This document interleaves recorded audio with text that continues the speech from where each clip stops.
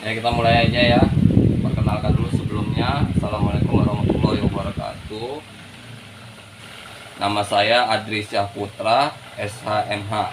Saya dosen mata kuliah Ilmu Negara di kelas reguler dan kelas karyawan. Jadi saya masuk di kelas kalian juga melalui Zoom ya. Ilmu Negara ini 3 SKS, jadi merupakan mata kuliah prasyarat untuk kalian ngambil ke atas ya. Kalian kelas karyawan ya otomatis kita nggak bisa nekankan terlalu apa, yang penting ada keseriusan kalian kuliah. Apa yang saya bilang nanti dari Zoom maupun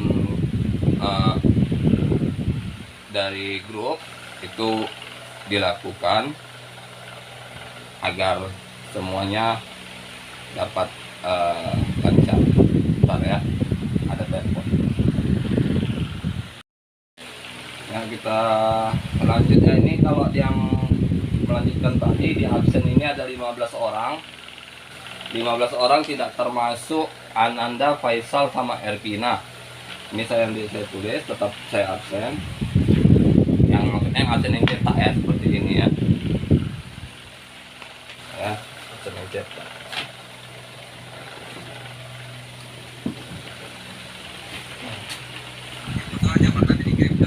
Iya.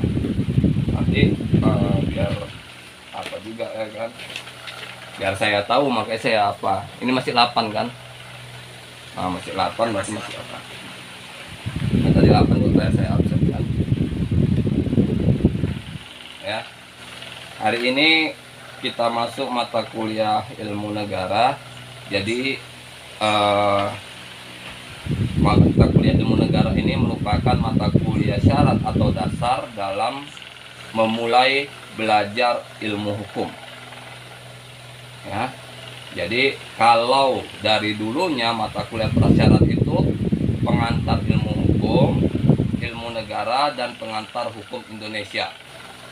Itu nanti mata kuliah bersatu. Jadi di sini pun nanti ada ilmu-ilmu dasar dari mata kuliah hukum ke depannya. Nanti seperti kalian pelajari, nanti ada hukum pidana, hukum perdata, tata negara, administrasi negara. Ya. Jadi kita masuk di ilmu negara. Kita lihat dulu pengertian ilmu negara. Bahwa ilmu negara mempelajari secara umum,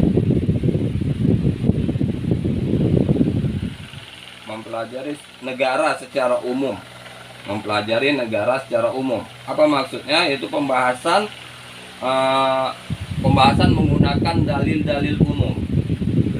Ya, di sini belum termasuk hukumnya. Dia masih dalil-dalil umum. Jadi yang banyak dikenal di dalam masyarakat.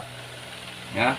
Jadi pengertian pun pengertian negara secara umum, pengertian negara yang banyak diketahui oleh masyarakat. Ya.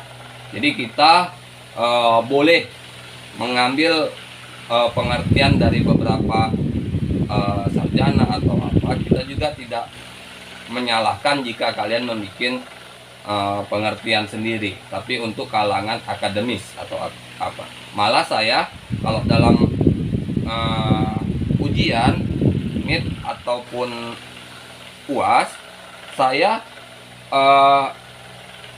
paling tidak suka kalau kalian itu menjawab sama persis dengan di buku atau di Google. Ya. Itu saya bisa tahu.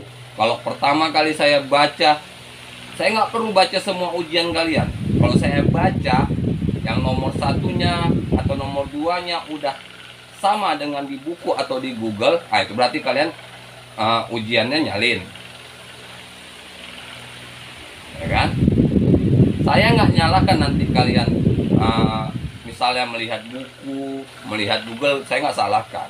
Tapi jadikan itu referensi, bukan jawaban. Ya. Jawabannya mana? Kalian gunakan bahasa kalian. kan? Jadikan referensi, kalian baca, baru kalian jawab. Bukan kalian salin copy paste. Ya. Kalau dalam mata kuliah saya ya, khususnya ya, mata kuliah dosen lain ya tergantung, ya kan? Tapi kalau mata kuliah saya kan lebih enak, lebih ringkas, nggak perlu kalian apa. Penting kalian pahami soalnya, ya kalian jawab aja. Ya kan? Nggak perlu kalian cari jawabannya di internet atau di mana. Dan pahami aja soalnya dah. Kenapa? Kita kelas ilmu sosial, bukan IPA. Jadi kalau kelas IPA itu 1 tambah 1 2, kalau ilmu sosial 1 tambah 1 bisa 3, 4, 5, 10 segala macam. Jadi maksudnya pengertiannya sama, tapi cara menjelaskannya berbeda. Ya. Kita balik lagi. Jadi pengertian negara yang nanti kalian mungkin dapati di buku-buku dan internet yang bisa kalian cari itu merupakan sudah menjadi kesepakatan umum yang dapat dipergunakan dalam studi ilmu hukum atau studi ilmu sosial. Ya, karena di Fakultas Sospol kalau nggak salah saya yang ilmu pemerintahan ada juga mata kuliah ini. Ya, di Fakultas FKIP di PPKN-nya ada mata kuliah ini. Ya, jadi makanya saya bilang tadi ilmu sosial. Jadi dari manapun kita menjelaskannya, yang penting pengertiannya sama, ya bisa. Ilmu negara ini juga menjadi dasar pembahasan dalam tata negara dan tata pemerintahan. Bagaimana bentuk negara, bagaimana bentuk pemerintahan negara Indonesia. Disinilah dia pembahasannya. Ya, nanti pembahasannya bagaimana bentuk negara dan tata negara itu ada di hukum tata negara. Ya, saya nggak terlalu membahas secara mendalam. Nanti kalian takutnya kalau dibahas secara mendalam terjadi pengulangan di mata kuliah berikutnya. Ya, ilmu negara juga membahas secara universal nilai-nilai yang berlaku dalam suatu negara. Ya, jadi negara itu diakui secara internasional jika ada nilai-nilainya, ada kekhususannya,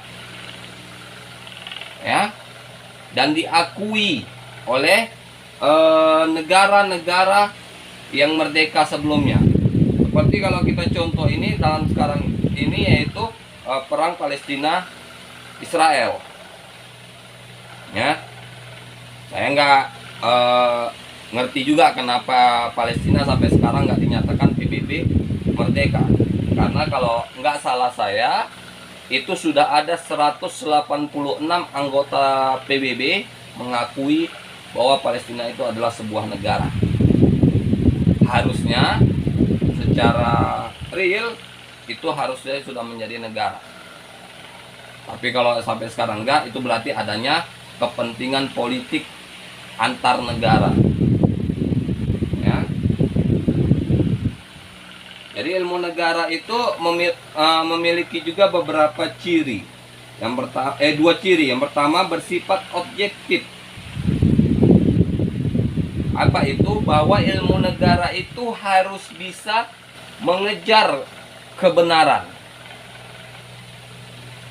Nah, apa maksudnya? Bahwa dalam mempelajari ilmu negara ini kita harus bisa mengejar nilai-nilai kebenaran, nilai-nilai kepatutan yang ada dalam masyarakat yang dapat diakui oleh seluruh warga masyarakat. Ya. Kalau dia hanya diakui oleh satu kelompok masyarakat, itu sama dengan nanti masuknya ke hukum adat. Ya kan? Karena hanya kelompok itu yang mengakui, nggak bisa diakui secara nasional. Karena seperti kita tahu, sekarang pun masih banyak hidup hukum adat di Indonesia. Ya. Tapi hukum-hukum yang diberlakukan dalam hukum adat hukum-hukum yang tidak bertentangan dengan hukum nasional kita dari Undang-Undang Dasar dan Pancasila.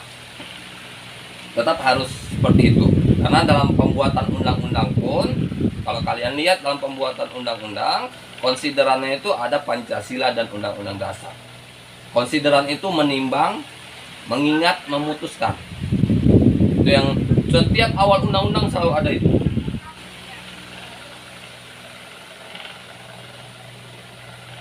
Yang kedua, bersifat sistematis. Apa itu? Maksudnya, pengertian-pengertian yang diperolehnya tidak boleh bercerai-berai, melainkan merupakan satu kesatuan yang erat dan utuh. Ya, seperti yang tadi saya bilang, walaupun banyak pengertian dari sarjana, dari kalian mahasiswa terhadap misalnya pengertian ilmu negara, boleh beda-beda. Tapi dengan membaca pengertian kalian, dengan membaca pengertian dari sarjana, tokoh-tokoh, orang memiliki satu tujuan yang sama. Jangan pula pengertian kalian yang ngambang kemana-mana. Tetap dia tujuannya kita menjelaskan misalnya ilmu negara, atau kita menjelaskan misalnya contoh negara. Apa itu negara? Bisa aja kita bilang misalnya ini sekelompok orang yang hidup secara bersama-sama dalam satu wilayah, ya, memiliki aturan dan pemerintahan tersendiri. Itu dikatakan bisa jadi negara, ya kan? Kalau bahasa kan ya terserah, kita nggak bisa salahkan, ya. Cuman nanti adalah nilai-nilainya yang mendekati dengan kebenaran itu, ya. Kita masuk di sistematika ilmu negara. Yang pertama, ilmu negara sebagai ilmu pengetahuan. Dalam arti sempit, menyelidiki negara dalam keadaan abstrak atau umum. Ya, apa itu? Jadi ilmu negara dalam keadaan diam itu menyelidiki negara dalam keadaan umum. Apa itu? Negara. Ya, kita pelajari negara itu secara umum. Apa negara?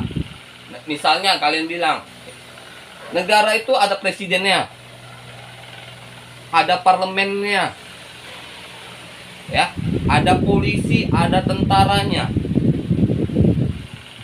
ya kan? Nggak salah, negara. Hah? Gimana?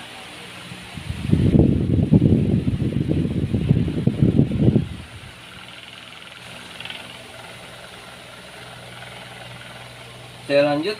Ada yang masuk satu baru ya? Siapa yang masuk baru? Oh enggak ya?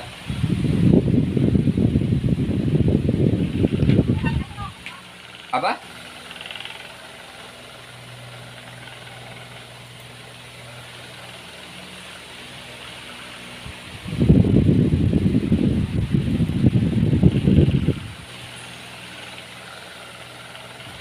Kita lanjut. Ada yang mau bertanya? Suaranya kok putus-putus?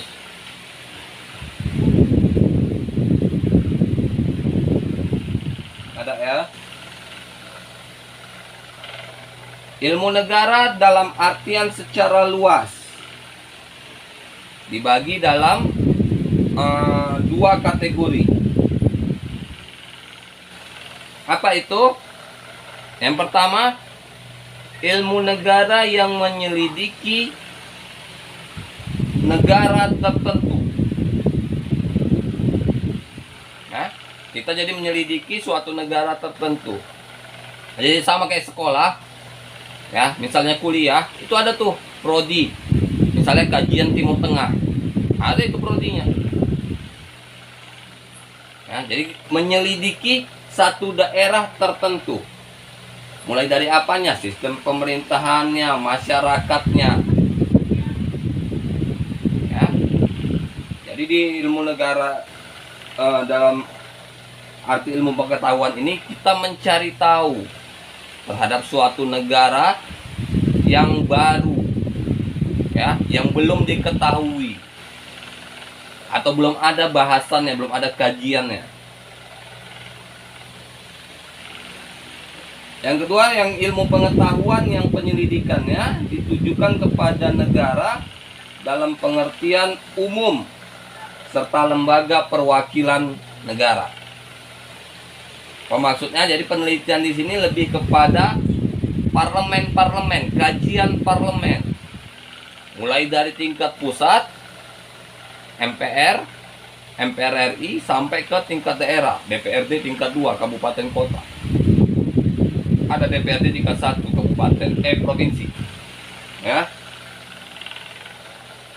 Jadi gimana kita melihat suatu negara itu dari parlemen, gimana kinerja parlemennya. Ya. Bagaimana parlemen itu dalam menjalankan roda pemerintahan, apakah sudah benar atau tidak. Ya. Sekarang kita dilihat, dipertontonkan kalau dalam TV parlemen itu hal-hal yang saya bilang luar biasa. Kenapa luar biasa? Kita lihat aja contoh yang pembahasan masalah dana KIP sekolah. Ya. Berapa kali saya tonton itu parlemennya yang dari Demokrat atau apa tuh di daerah Sulawesi. Apa yang terjadi? Ternyata dananya keluar tidak dinikmati oleh siswa atau orang tua siswanya. Ya, ini saya langsung dapat beritanya, saya nonton dari beritanya, berita parlemen, sidang anggota legislatif dengan Dirut BRI dan BNI sebagai pengelola dana KIP untuk tingkat sekolah. Saya nggak jelas juga itu parlemennya bilang tingkat SMP atau SMA atau SD. Ya, tapi itu yang bahayanya, dananya keluar, ditandatangani, dananya keluar tapi tidak dinikmati oleh anak atau orang tuanya. Jadi cairnya ternyata dengan surat kuasa. Apa kaitannya di sini? Gimana nih pengawasan? Ya, ini kan dana negara. Gimana pengawasannya? Ya kan? Sangat rentan seperti ini.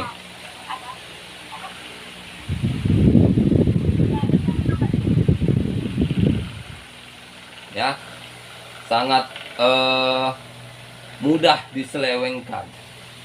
Karena saya mengalami langsung, ya, ada anak tetangga saya, kalau kita nanya ke pihak Bank BRI, Pak, mau cek ada dana masuk tidak?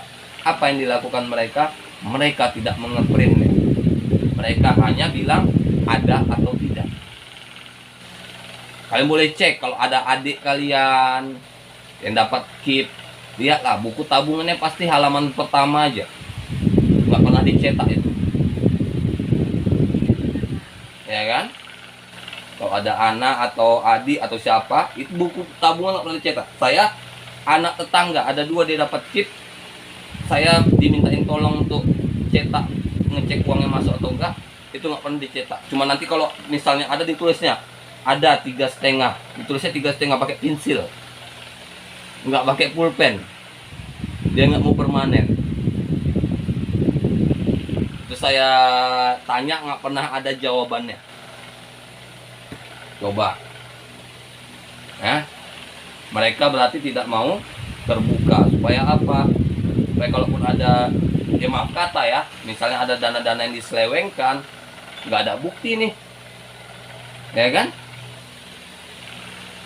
Nah, jadi harus hati-hati kalau kalian yang ibu yang punya anak ya dapat sekolah KIP, ya harus perhatikan itu. Kalau bisa kalian lebih kritis. Nah, karena heran juga saya yang baru ini, dia kelas 1 SMP. Nah, ini udah sampai apa nih? Udah mau ujian kan? KIP-nya belum keluar sama sekali. Dia masuk melalui KIP. Bayangkan, KIP-nya masa nggak keluar? Seharusnya KIP-nya keluar per bulan. Mulai dari daftar, dia daftar, saya yang daftarkan. Saya yang daftar, makanya saya berani bilang, saya yang daftarkan secara online. Saya daftarkan dia melalui jalur KIP, masukkan scan kartu KIP segala macam. Ternyata biaya KIP-nya nggak keluar. Sampai sekarang udah mau ujian semester mungkin orang tuh, ya kan? Jadi harus ya kita kritis aja, nggak usah terlalu nuntut, nanya aja. Tiap bulan tuh datangkan aja ke bank itu, tanya terus, kenapa nggak keluar, kenapa nggak ini nggak itu, tanyakan ke sekolahnya, tanyakan ke kepala sekolahnya, ya kan? Nah, kepala sekolahnya ya kepala sekolah memang kalau kita bilang mau nanya KIP menghilang dia. Paten kepala sekolah sekarang ya kan, karena di depan udah ditanya ya kan sama satpamnya atau penjaga sekolahnya, mau ketemu siapa, kepala sekolah, keperluan apa, nanyakan KIP, dah ngilang kepala sekolahnya. Ya kita lanjut, ini ada keterkaitan ilmu negara dengan ilmu pengetahuan lainnya ya. Jadi ada ilmu negara ini juga ada kaitannya dengan ilmu pengetahuan lainnya ya, wajib ada. Kenapa? Karena ilmu negara ini bisa dibilang sebagai dasar dari jalannya ilmu hukum. Dia awalnya pengertian dasarnya di sini. Makanya saya ngasih dasar-dasarnya aja. Jadi kalau saya jelaskan lagi nanti kalian bosan. Nanti jumpa hukum tata negara, hukum administrasi negara, diulang lagi. Ya, ini kan udah dijelaskan sama Pak Adri. Jadi saya pun nanti ya, hah? Apa tuh? 5 menit lagi saya izin ya Pak ya. Iya. Bisa Pak, lagi pulang saya mau ngantarkan ini Pak, ada tetangga mau pemiritan mau nikah Pak. Iya. Ya nanti kalau ajan Isya pun saya terpaksa off kamera dulu sama off suara karena depan rumah saya itu musola. Ya saya jalan di masjid ini Pak. Iya. Saya pas depan rumah saya itu musola. Nanti mungkin kalian kedengaran nanti kalau ada ajan. Kalau misalnya nanti ajan ya kita ya paling enggak off dulu sampai habis ajan aja lah. Ya kan? Saya izin ya Pak. Iya, enggak apa-apa. Yang pertama itu hubungan ilmu negara dengan hukum tata negara. Ya. Gimana itu? Jadi hukum tata negara itu hukum yang mengatur tentang negara dalam keadaan diam. Jadi apa yang dibahas di situ, itulah dia dibahas badan-badan negaranya. Negara berjalan tuh karena apa? Ya. Bukan bagaimana berjalannya. Ini kalau bagaimana berjalannya di administrasi. Ya. Misalnya ada DPR, MPR, BPK, Badan Pemeriksa Keuangan, DPA, MA, MK, pengadilan. Itu pembahasan di hukum tata negara. Ya.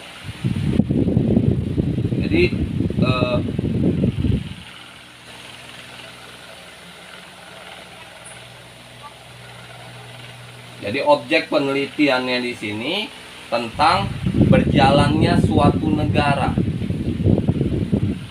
Ya, badan-badan yang menyelenggarakan suatu negara. yang berperan dalam jalannya suatu negara.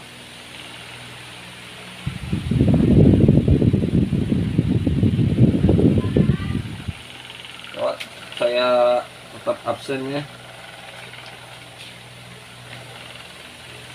Ada satu yang masuk, coba kita lihat.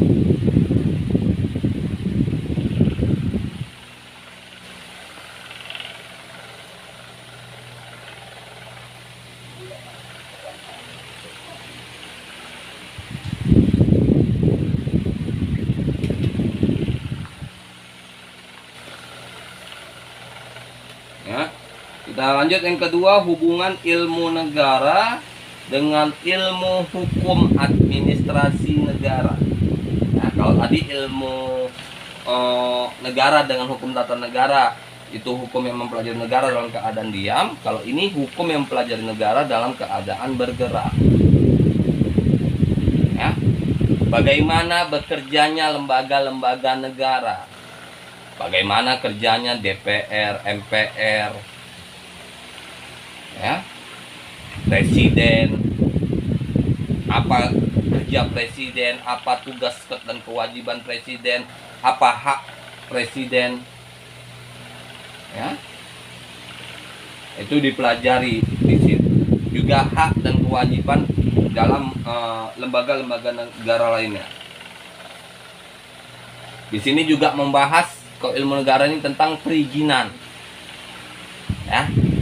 Jadi misalnya yang kalau kalian sering lihat tuh dalam ada orang mau bangun sesuatu ada IMB. Nah, itu urusannya perizinan di ilmu administrasi negara. Ya, IMB. Itulah dia. Jadi kalau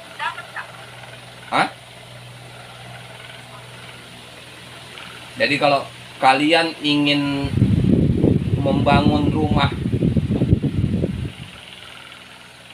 kalau sudah merubah bentuk rumahnya, kalian harus urus izin IMB-nya.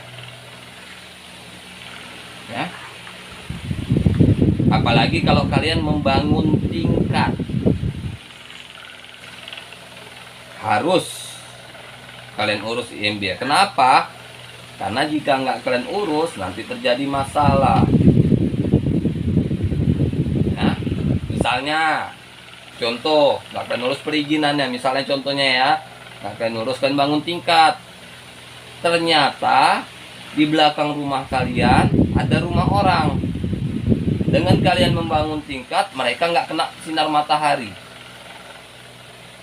Dilaporkannya, dilihat ternyata benar, tingkat kalian bisa dirobohkan.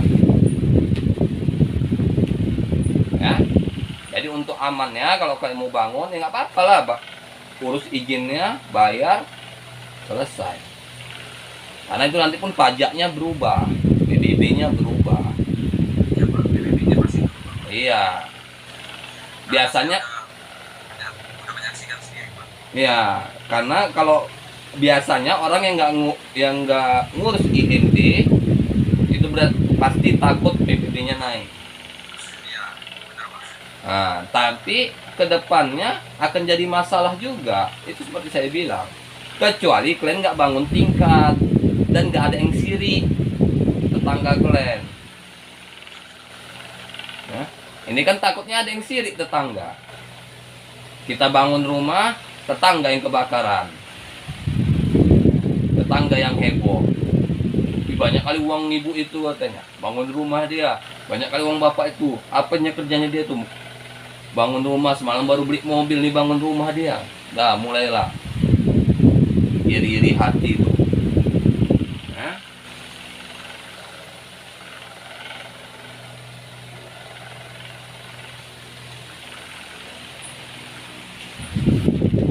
Lanjut, hubungan ilmu negara dengan ilmu politik. Ya, jadi objeknya di sini tentang ilmu-ilmu politik. Nah, ini udah masuk musim politik, ya kan? Pilpres, pileg di bulan Februari. Ya, ingat, saya selalu bilang, saya dosen, saya tidak terlibat di partai politik manapun. Terserah kalian. Saya selama ngajar nggak pernah mengajarkan, menjuruskan mahasiswa saya untuk memilih satu calon tertentu. Nggak pernah. Kenapa? Karena kalau terjadi seperti itu, seharusnya dalam dunia pendidikan nggak boleh masuk dunia politik. Ya. Tapi sekarang ini banyak juga yang ternyata misalnya kampus A ada alumninya naik jadi caleg, jadi terakhir dia kuliah umum di kampusnya itu. Ya itu tergantung kampus masing-masing, kita nggak bisa nyalahkan juga, kan?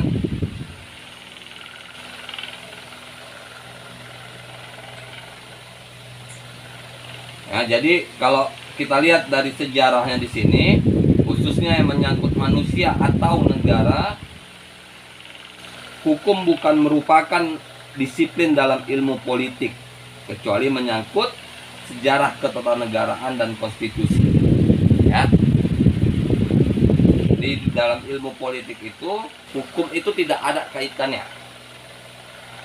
Ya, ilmu politik ya bicara masalah politik. Kalau di hukum bicara masalah hukum. Ya, tapi kalau kita di sini dalam dasarnya, dalam ilmu hukum dasarnya, kita belajar memang sejarah masa lalu. Ya, pasti ada keterkaitannya. Karena sama-sama dari masyarakat. Ya. Akar hukum ini dari masyarakat. Ya. Sama kalau misalnya seperti ini. Ya. Di Indonesia ini tidak akan mungkin berlakunya suatu undang-undang sebelum adanya perbuatan yang mendahuluinya. Ya. Contohnya, saya kasih contoh supaya kalian ngerti.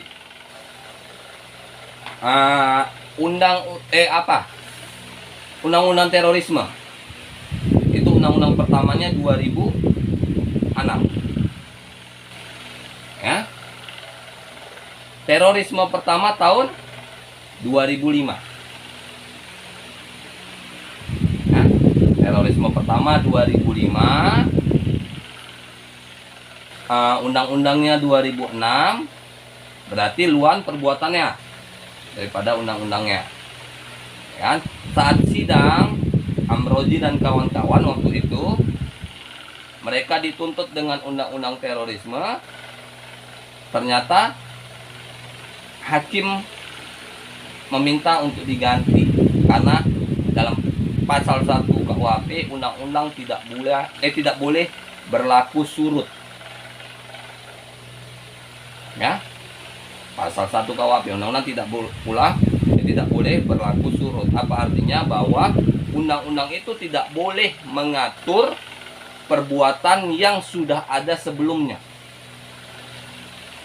Jadi undang-undang itu mengatur perbuatan yang terjadi setelah undang-undang itu diberlakukan. Ya kan? Sama nanti misalnya KUHP nasional berlakunya 2 tahun lagi ya, 2 atau 3 tahun lagi ya, 2025 atau 2026. Jadi nanti misalnya ada perbuatan 2005, dia di sidang 2025, dia di 2024 misalnya, undang-undangnya 2025, ada dia di sidang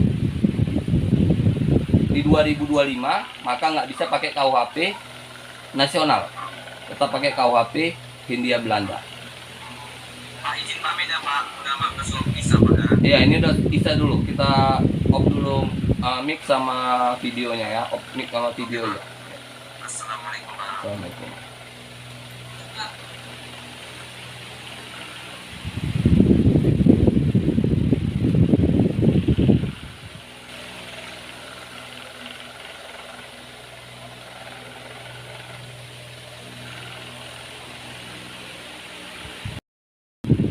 Nah, kita lanjut aja ya materi terakhir sebelum apa. Yang keempat itu hubungan ilmu negara dengan ilmu ekonomi. Nah, jadi kalau kaitannya ilmu negara dengan ilmu ekonomi ini, kalau kita membicarakan masalah ilmu ekonomi, pasti ada kaitannya dengan Laissez-faire, sosialisme, liberalisme modern, dan konservatif modern. Kita bahas satu persatu secara ringkasnya. Dalam aliran Laissez-faire, ahli ekonomi berpandangan bahwa sama dengan kapitalisme, bahwa ekonomi didominasi pihak swasta, terutama dalam hal cara-cara berproduksi dan pendistribusian. Jadi kaitannya dengan ilmu negara ini, bahwa dalam aliran Laissez-faire ini lebih kepada keterlibatan pihak-pihak swasta. Ya, jadi masyarakat ikut andil, ada sumbangsihnya terhadap pembangunan negara.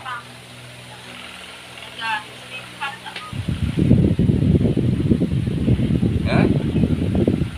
Gimana itu? Misal contohnya dalam hal pembangunan jalan tol atau pembangunan perumahan-perumahan, komplek perumahan pemerintahan, melibatkan pihak pengembang dari swasta. Kan harus ada, itu namanya juga untuk memakmurkan masyarakat, meningkatkan ekonomi masyarakat.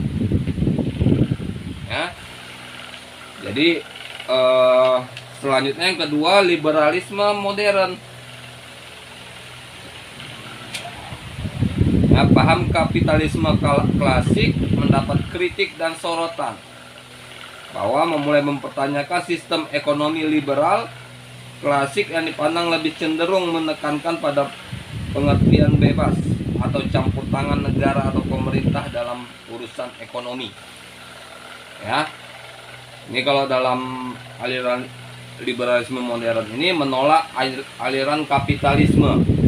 Ya, jadi kalau kapitalisme ini dia lebih menguasai, pemerintah menguasai penuh akan perekonomian. Ya, jadi kalau dalam liberalisme modern ini pemerintah menguasai tapi tidak secara penuh, ikut melibatkan pada masyarakat. Ya, masyarakat ikut membangun, ikut melakukan pembangunan yang ada. Jadi dalam pelaksanaan pembangunan tidak hanya menjadi tanggung jawab pemerintah, tapi tanggung jawab masyarakatnya. Kenapa? Ya, karena kalau kita hanya mengharapkan tanggung jawab dan kinerja oleh pemerintah pusat, misalnya presiden, ya, tidak bisa. Kenapa? Karena presiden belum tentu tahu apa yang dibutuhkan oleh masing-masing daerah. Ya kan? Siapa yang tahu masing-masing daerah kebutuhan dan keperluannya? Ya daerah itu sendiri, masyarakat daerah yang nanti diwakilkan oleh anggota DPR-nya, bupati, wali kota, gubernurnya. Ya. Bentar dulu, ini pengguna Zoom ini belum absen. Ini siapa namanya?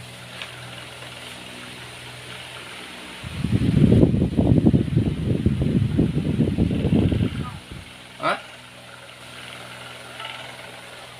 Mati lagi.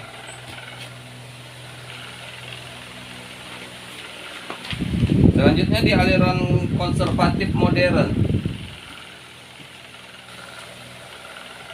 Dalam aliran ini mempunyai pandangan berbeda juga. Ya, apa bedanya di sini? Dalam pandangan ini, dalam aliran ini lebih melihat pada pelestarian nilai-nilai dan institusi tradisional. Jadi mempertahankan nilai-nilai yang tumbuh dan hidup dalam masyarakat.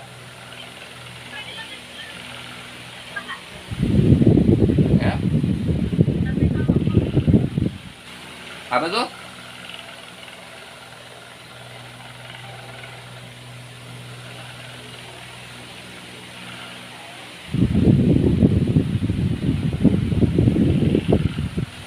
Sebagai contoh juga, setiap majikan harus dapat menjamin kehidupan sosial para buruh pabrik atau petani. Ya, jadi kalau kalian punya pabrik atau punya sawah, kalian mempekerjakan orang, atau kalian punya asisten rumah tangga, kalian mempekerjakan orang, kalian harus menjamin kesejahteraan hidup mereka. Ya. Kalau dia kerjanya full waktu sama kalian dari pagi sampai sore, berarti kan dia nggak ada kerjaan lain. Kalian harus jamin bahwa kebutuhan dirinya dan keluarganya itu terpenuhi.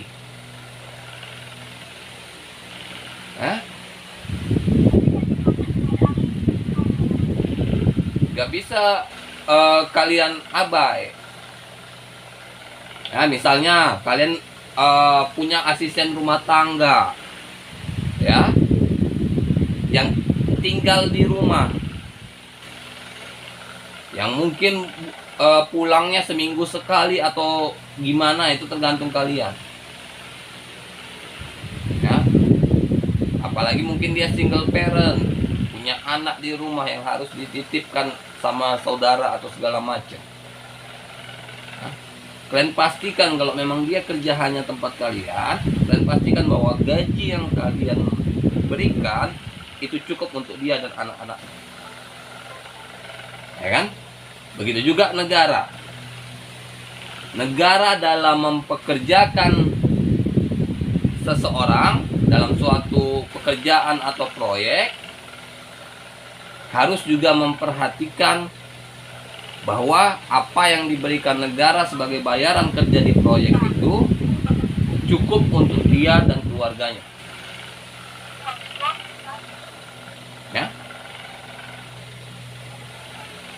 Biasanya negara menganggarkan seperti itu. Kadang pelaksananya yang banyak curang. Kita kan nggak bisa pastikan juga. Ya.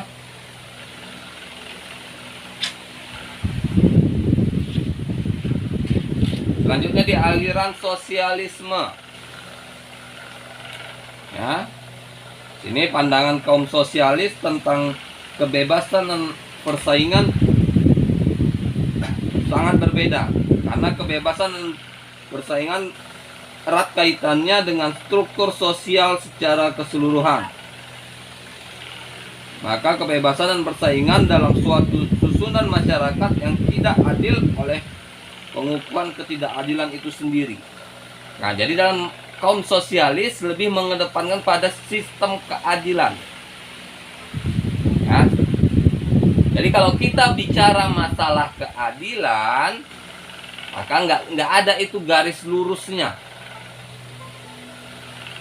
Keadilan itu di mana nggak ada garis lurusnya. Apa maksudnya, Pak? Misalnya gini. Seseorang dikasih misalnya gaji 2 juta, adil menurut dia. Yang satu 2 juta tidak adil. Ya. Jadi adil di sini juga kalau kita dalam memberikan sesuatu bukan dari samanya nilai. Ya. Tapi lebih kalau dalam pekerjaan itu dalam memberikan sesuatu, adil tidaknya lebih dilihat daripada berat tidaknya pekerjaan. Ya. Baru lama sebentarnya dia bekerja sama kita. Ya. Resiko pekerjaannya. Kalau resiko pekerjaannya berat, maka gajinya harus tinggi. Kalau resikonya pun berat, jaminan kesehatan dan keselamatan kerjanya harus ada. Ya. Harus jelas. Ya. Kalau kalian mempekerjakan orang, misalnya kalian bangun rumah 4 lantai, kalian harus jelas bahwa pekerja yang membangun rumah kalian itu ya punya jaminan kesehatan. Maaf kata, kalau tiba-tiba dalam membangun lantai 4 dia jatuh, kalian juga dipertanyakan. Ya. Jatuh, meninggal, atau cacat permanen, kalian juga harus bertanggung jawab. Ya kan? Makanya harus lihat, harus jelas jaminan-jaminan yang diberikan. Jadi kalau seseorang misalnya memiliki suatu usaha atau perusahaan, pasti dia akan memberikan perlindungan kesehatan kepada karyawan-karyawannya. Supaya apa? Supaya di kedepan hari jika karyawannya tiba-tiba sakit atau kecelakaan kerja, dia tidak tiba-tiba mengeluarkan dana yang besar untuk mengcover pekerjanya. Ya, jadi dari aliran sosialisme ini adanya kebebasan ya dalam mengartikan, menafsirkan segala sesuatu itu harus bisa dilakukan secara bebas, tapi harus dengan benar. Nggak boleh kita sembarang.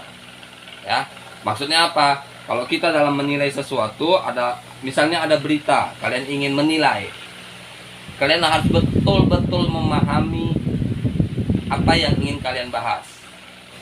Mana contohnya?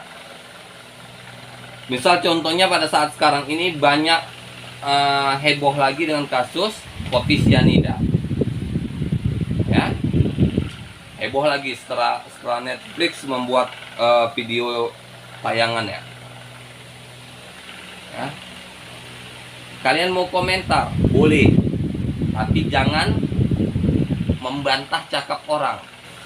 Kasih aja pandangan kita. Ya. Kita melihat satu pendapat, kalau kita rasa itu masuk di akal, nggak apa-apa. Saya bilang aja, oh sepertinya pendapat Bapak itu benar. Ya. Seperti contoh misalnya pendapat Leja Indragiri. Ya. Jadi kita dalam menilai suatu pendapat seseorang, dapat kita katakan dia benar dengan juga menggunakan pendapatnya dalam keseharian kita. Ya. Di dalam ilmu hukum kita lihat mana yang rasanya benar dan masuk di akal, dapat kita gunakan. Tapi yang kalian rasa nggak sesuai dengan kalian, jangan kalian salahkan, karena kita nggak punya hak untuk menyalahkannya.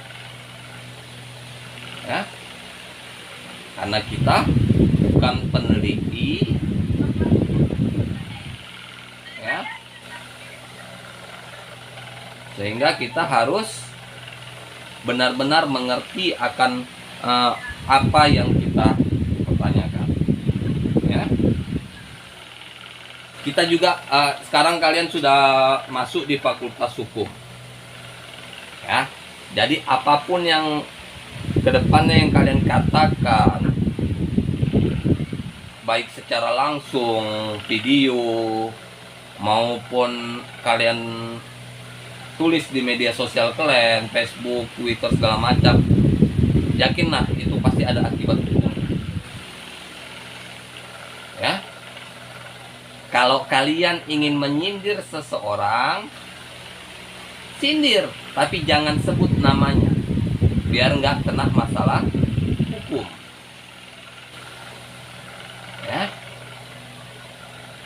Saya ada nih, contoh ya, ada nih tetangga pinjam uang 300.000, misal ya kan, 300.000, janji bayar 1 minggu, tapi udah 5 tahun nggak dibayar.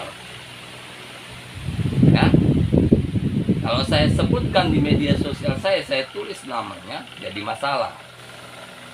Makanya saya tulis di media sosial saya, di Facebook, dimanapun media sosial saya, status WhatsApp segala macam. Saya bikin inisial aja. Ada nih orang waktu datang bilang mau bayar uang sekolah anak, pinjam 300.000, janji 1 minggu, 5 tahun kok nggak bayar-bayar, tapi kehidupannya normal-normal aja, nggak susah-susah banget. Ini memang betulan nggak bisa bayar, apa nggak ada niat bayar? Dah, selesai kan?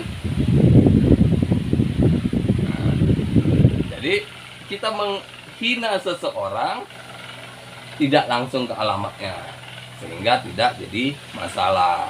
Itu juga yang sekarang terjadi, yang lagi heboh, yang guru dipidanakan. Ya, saya sangat kecewa sekali dengan orang tua yang mempolisikan, mempidanakan gurunya. Alasannya karena dicubit sampai biru. Ya, kalau dulu dia itu orang tua saya, mungkin jadinya lebih parah. Kenapa? Karena kami dulu sekolah ada pelajaran Quran, ada setoran hafalan, nggak setor itu kaki dilibas pakai rotan 3 kali sampai kaki itu warna biru. Setiap minggu kalau kita nggak setoran hafalan itu setiap minggu dilibas. Ya. Ini berarti kalau terjadi kayak gitu, almarhum guru saya udah bolak-balik dilaporkan polisi, tiap minggu dilaporkan polisi kan. Makanya saya ikut komentar di situ. Apa saya bilang? Bu, kalau anaknya nggak mau disentuh oleh Pak Guru, homeschooling aja. Jadi gurunya datang ke rumah ngajar, ibu pelototi selama dia ngajar. Dia nggak akan dipukul itu, Bu. Hah? Nggak akan dilibas. Hah? Jadi kalau kalian udah berkeluarga, misalnya punya anak, kalian memasukkan anak ke sekolah, berarti selama dia di sekolah kalian lepas tanggung jawab sebagai orang tua, karena di sekolah orang tuanya adalah guru. Jadi apapun yang dilakukan guru, selama tidak melukai anak, luka fisik, kalau memar itu saya bilang nggak luka, itu biasa ya, karena saya dulu sering ya, bukan satu guru, banyak guru seperti itu. Saya SMA 2005 tamat ya. Ayo dong kalian yang saya kecewanya, dia bilang saya sarjana hukum katanya. Kalian boleh lihat, cari videonya itu di TikTok, di Snack. Saya sarjana hukum, Pak. Bapak nyubit anak saya sampai biru katanya. Ya ampun ibu, bikin malu ngangkat sarjana hukum, saya bilang. Saya tulis di komentarnya. Ya, kalau memang nggak mau anaknya disentuh, homeschooling. Ya, jadi kalau bapak ibu yang ikut kuliah saya, misalnya sudah berkeluarga punya anak, takut anaknya disentuh guru, homeschooling, Bu. Jangan gara-gara anak ibu guru jadi di polisi kan. Kasihan, gaji nggak seberapa, berurusan sama polisi sampai bayar uang damai 50 juta. Gaji 800.000, suruh bayar uang damai 50 juta. Luar biasa, Bu. Makanya jangan salahkan kalau saat sekarang ini anak-anak banyak, mohon maaf ya Bu ya, mohon maaf Bapak Ibu, banyak yang agak sedikit kurang sopan, bahkan menjurus kurang ajar. Ya, nggak ada tata keramanya. Kenapa? Karena ibu-ibu guru sudah dipertontonkan nih video yang kawan-kawannya dipolisikan, yang kawan-kawannya di sidang. Ya. Kecuali kalau ibu-ibu nggak masalah, anak ibu dihukum dengan cara yang apa yang dikehendaki guru, jumpai aja. Bu, kalau anak saya nakal, silakan ibu lakukan apa aja selama tidak melukai anak saya. Tidak luka fisik. Tidak luka fisik dan mental. Kalau memar nggak ada masalah, Bu bilang. Itu bisa diperbaiki. Nah, apa-apa. Karena kita, ya kalian juga ya kan, yang anak-anak 80-an, 90-an, kalian dididik dengan sistem keras, biarkan anak kalian dididik nanti ke depannya dengan sistem-sistem yang keras juga. Ya, nah, inilah penutup dari saya. Ya, kalau ada yang mau ditanya silahkan. Ya, atau jika nanti selalu saya pernah bilang di grup ya kan, kalau nanti ada sesuatu yang kalian kepikiran ingin ditanyakan, tanyakan aja di grup. Atau misalnya agak nggak enak jika kawan tahu masalahnya, japri saya. Ya, jalur pribadi aja, chat pribadi aja, insya Allah aman. Banyak orang konsultasi sama saya, ya, nggak pernah saya sebutkan namanya. Saya bilang ini aja, banyak orang konsultasi sama saya tentang ini tentang itu, udah selesai. Saya nggak pernah sebut merek. Nah, saya ingin menjaga privasi orang juga supaya enak. Kalau yang mau bercerita tetap enak. Ada yang mau ditanya? Silahkan.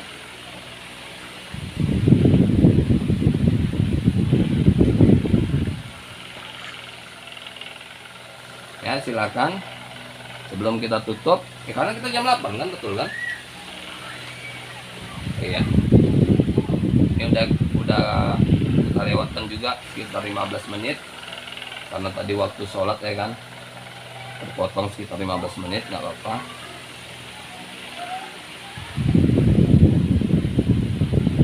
Nggak ada. Kalau nggak ada, demikian kuliah perdana hari ini, mata kuliah ilmu hukum, ilmu negara. Ya, ini hanya materi dasar. Nanti materi-materi ilmu negara kita masuk di minggu-minggu yang akan datang. Ya, lebih dan kurang saya mohon maaf. Jika ada pertanyaan silahkan aja di chat maupun di jalur pribadi.